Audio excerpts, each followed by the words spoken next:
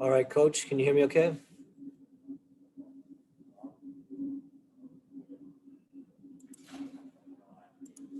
We'll go ahead and get to questions for Coach McCaffery.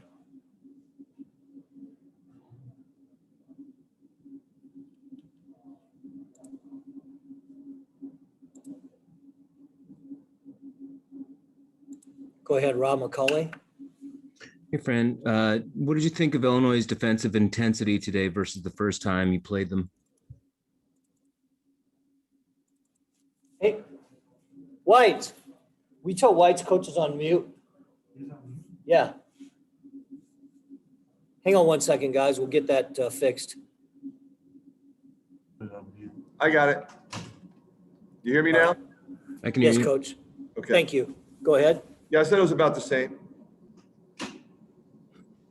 Did the Garza Coburn matchup change drastically from the first time, in your opinion?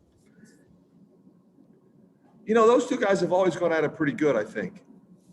Two really good players, real competitors. Thanks. Scott Docterman. Yeah, Fran, what was, without Jack Dungy, how did that impact the game and what you wanted to do, probably on both ends of the floor? Yeah, you know, I think you really like to have another big. We put Josh in there. He was fine for the minute he was in there. You know, he's such a handful, and we were so worried about Luka getting in foul trouble because we knew we needed Luka, you know, in the game. So, you know, that does change things. It also changes your zone. But, you know, it's opportunity for others. I thought Keegan and Patrick, Tony, Joe, I mean, I thought they gave us quality minutes off the bench. I mean, it would have been nice to have another big, no question. Chad Leistiko.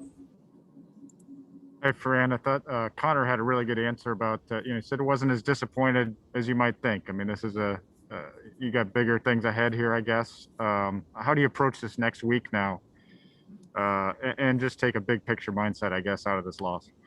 Yeah, you know, when we left Iowa City, and I wasn't even sure we were going to play Joe Wieskamp or CJ, not because I didn't want to win the Big Ten tournament, it was because I wanted to do what was right for them. They both wanted to play. They both performed extremely well. I didn't think CJ was right at the end. That's why I took him out in those last 7 minutes. He just didn't look right to me, so I took him out. But I think we work really hard, all of us in this league, to get better and to try to be playing our best basketball now in preparation for the NCAA tournament. So, you know, we'll just focus on that. You know, we've earned our way in. We're very proud of what we've done. We're not satisfied with what we've done. Yeah, today was a loss, but it's a learning opportunity. We played a team that is really tough, and you know, I thought we did some good things. We got to look at it and try to figure out what else we could have done differently. What could we have done better?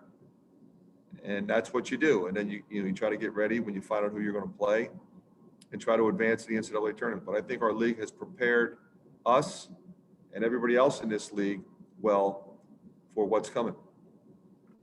Mike Halas. And you kind of answered what I was about to ask, but I'll ask it anyway. It's, how do you feel you progressed with these two games here? What do you take away from here, you know, in the last 24 hours? Yeah, you know what, Mike, I think it's a great question because it really challenges your mental toughness. You know, we didn't get much sleep, you know, and we had to challenge our bench in both games. So I think ultimately it's a great opportunity for our program to grow, our players to grow in preparation for the NCAA tournament. So, yeah, I think it's great. I'm glad we approached it the way we did with everybody playing, and now we'll rest a little bit and get ready for Friday. Tom Kakert. Fran, just kind of a quick question on what you were talking about with CJ. Was that just a function of playing back-to-back days more than anything else? Yeah, no, it's not worse, but it wasn't easy what he just did. I'm really proud of him. I mean, how he's performed coming down the stretch has made a huge impact on our team's success. He fights, I think his defense oftentimes, and not by you guys, but I think a lot of times it's underappreciated. Is he ready? And I'm really proud of him for that.